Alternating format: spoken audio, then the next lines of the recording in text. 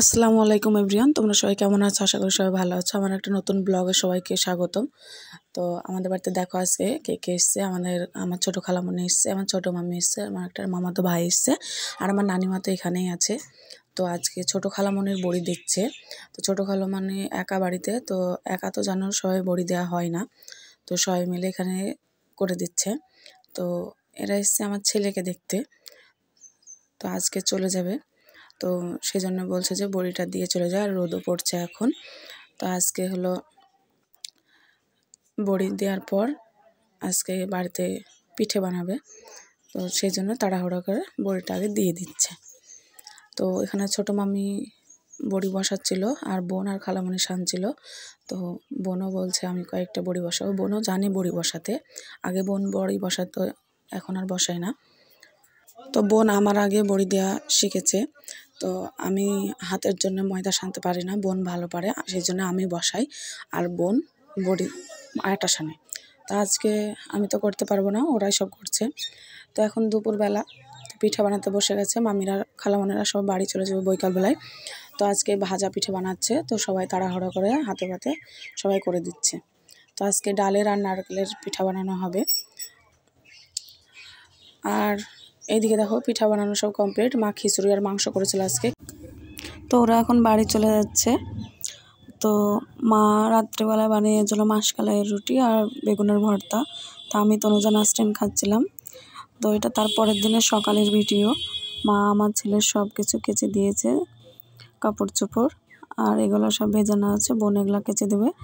আর বোন এদিকে ফুলকপি আলু বড়ির ঝোল করছে, আর মা ওদিকে জিরে বাটছিল।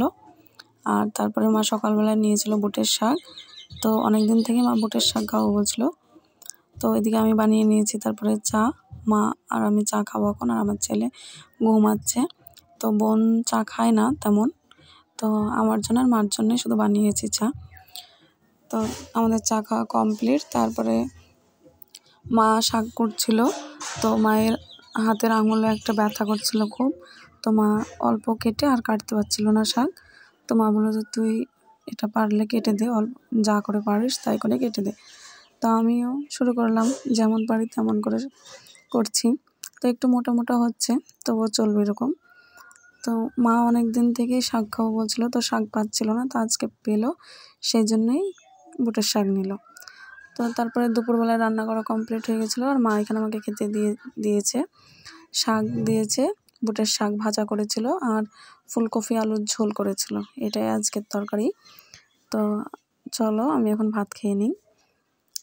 তো ভাত টাত খাওয়া দাওয়ার পর সব ঘর বাড়ি সব এলোমেলো হয়েছিল কয়েকদিন থেকে, সব আমি নিচেই শুয়ে থাকতাম। তো এখন সব কিছু গুছাচ্ছি। তো দেখো বোন সব কিছু ভাঁজ করে দিয়েছে, আর আমি ঠিকঠাক করে গুছিয়ে রাখলাম। তো বিছানাটা আমার গোছানো হয়ে গেছে এদিকে। আর এইদিকে দেখো কাপ প্লেটগুলো সব জামা কাপড়গুলো সব গুছিয়েছি, আর এই আলনাতে সব কিছু ভাঁজ করে রেখে দিয়েছি। তো দেখো কাপ প্লেটগুলো আজকে সুন্দর করে ভাঁজ করে রেখেছি, জামাগুলো সব যেগুলো পরবো না সেগুলো এখানে ভাঁজ করে রেখেছি। আর এইদিকে এই ঝুড়িটাতে আমার ছেলের সব কিছু জিনিস ভাঁজ করে রেখেছি। আর এক এক করে সব ঘর বাড়ি সব গুছিয়ে নিয়েছি। তো তানিয়া আমার ছেলেকে নিয়ে ঘুরে বেড়াচ্ছে। আর এইদিকে এখানে আমার ছেলে শুয়েছিল, আমিও শুয়েছিলাম। মায়েদের ঘরটাও ঠিক করে নিয়েছি। তো বোন সব কিছু ঘরটা ঝাড়ু দিল, আমি জিনিসগুলো সব ভাঁজ করে রাখলাম। তো কয়েকদিন থেকে সব এলোমেলো হয়েছিল। তা আজ থেকে আর নিচে শোবো না, আজকের পর থেকে উপরে শোবো, কারণ উপরে শুতে আমার খুবই অসুবিধা হতো বারবার নামা ওঠা করার জন্যে, আর নিচে শুলে একটু সুবিধা হতো। আর এই পর্দাগুলোও কেচে দিয়েছিল সব আজকে, তো এগুলো সব টাঙিয়ে নিয়েছে বোন। তো এখানে জামা কাপড়গুলো সব ঢেকে রেখেছি, তার কারণ বাইরের ধুলো সব এখানে চলে আসে। তো রাত্রিবেলায় বোন রুটি করেছিল, তো এখানে শাক ভাজা আর বাঁধাকপি দিয়ে বেগুন দিয়ে একটা তরকারি বানিয়েছিল, তো সেটাই দিয়েছে মা আমাকে খেতে। তো এখন রাত্রি 8টা বাজে, তো আমি এখন রুটি খাবো। তো বন্ধুরা, ভিডিও যদি আমার ভালো লাগে অবশ্যই আমার চ্যানেলটা সাবস্ক্রাইব করবে, আমার পাশে থেকো।